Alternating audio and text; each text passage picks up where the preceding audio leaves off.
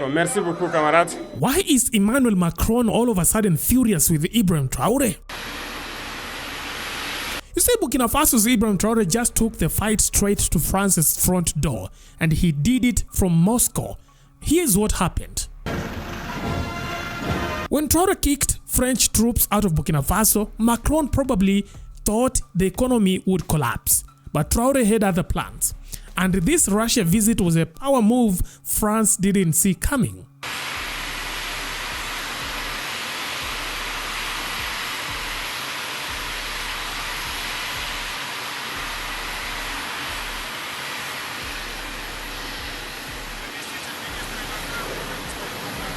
In Moscow, Traore didn't just shake hands with Putin. He stood shoulder to shoulder with him, a clear sign that France's grip on West Africa is weakening fast. And then came the real shocker. Traore accused France of deliberately weakening Burkina Faso's defenses and exploiting African nations under the mask of military partnership. Que tout ce qui se raconte dans les films Hollywood, c'est faux. Ce n'est que du mensonge. C'est la même chose. La guerre du Vietnam. Aujourd'hui, on voit l'histoire est tronquée.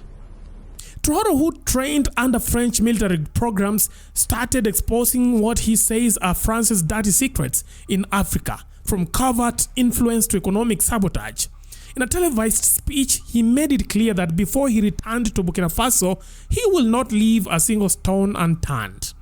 Mr. President, for many in Africa, you are no longer just a president of a country, but the embodiment of a new Pan-Africanism. Why does Africa particularly need a new Thomas Sankara today, if I may say so? How does it feel to bear all this responsibility at only 37 years old?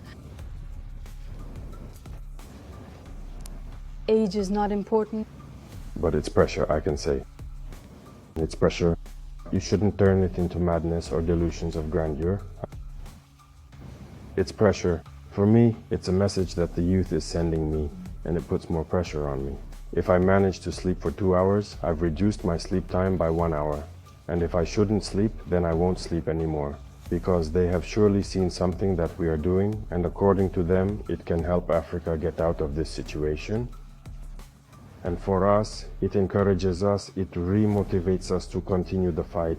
That's why I said it's pressure. It's a very heavy responsibility. And I can promise that all we can do is not betray our cause, but to continue steadfastly in our Pan-African line of struggle for liberation and unity.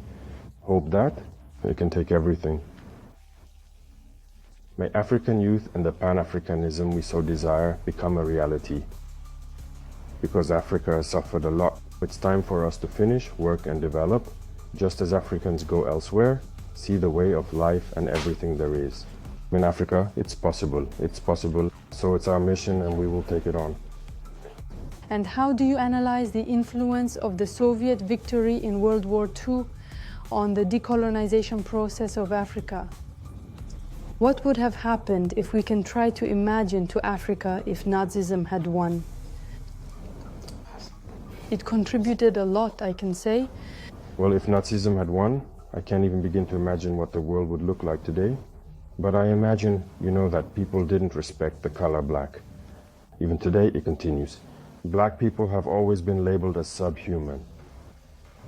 Some saw us as animals. In fact, you have followed the stories of colonization, of slavery.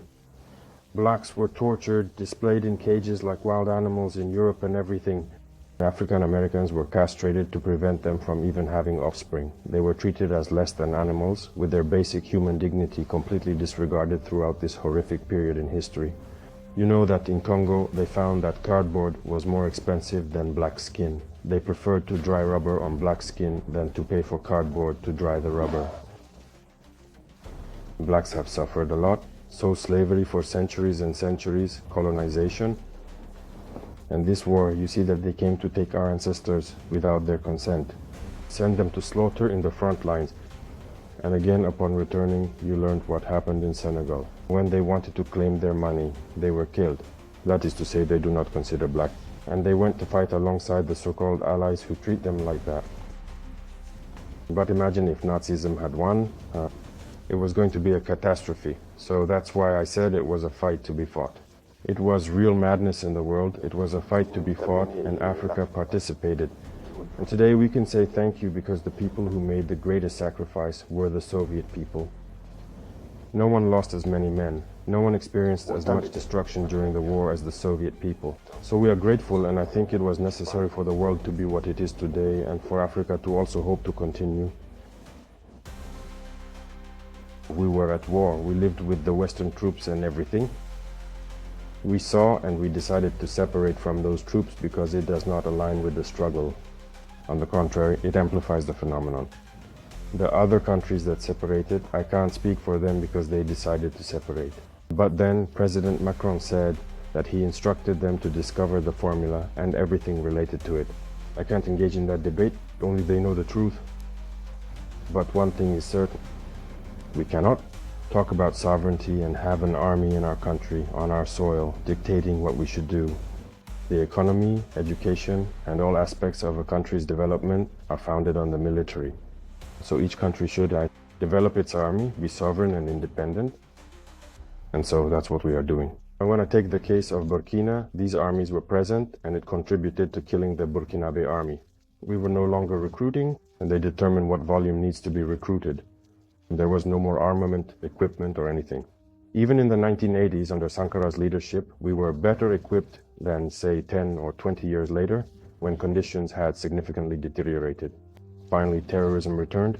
And when terrorism arrived, we didn't have an army. We're still suffering from this today. It's during war that we are creating an army. So it's normal that it takes some time. We suffer, but we must create an army. And coming out of this war, we must emerge stronger. What I said, when I look at the statistics of the Soviet army, the number of men they lost, but at the end of the war, they emerged very strong. And today, no army has the equipment that the Russian army has. So we too must learn from our war. When coming out of the war, we must be very strong. Sovereignty begins with the army. Once you have a strong army, all other aspects can easily develop. That's what I can say about what pushed Burkina, in any case, to separate from those armies. Already, I can say thank you because Russia is one of those rare countries in this world that has taken military equipment to give to us to fight the war. So that's really significant. Apart from Russia and China, there's no one else in the picture. It's just those two countries. These are our same shots. Elsewhere, they refuse to sell to us even when we want to pay, but here they understood we're at war. Russia is also conducting its special operation. We know it's not easy. But if they were able to take equipment and give it to Burkina Faso in that situation, I think that's very important. But that's Russia, as I said. They help train us. Everything we pay for, Russian military personnel train Burkinabe forces on using this equipment and all that.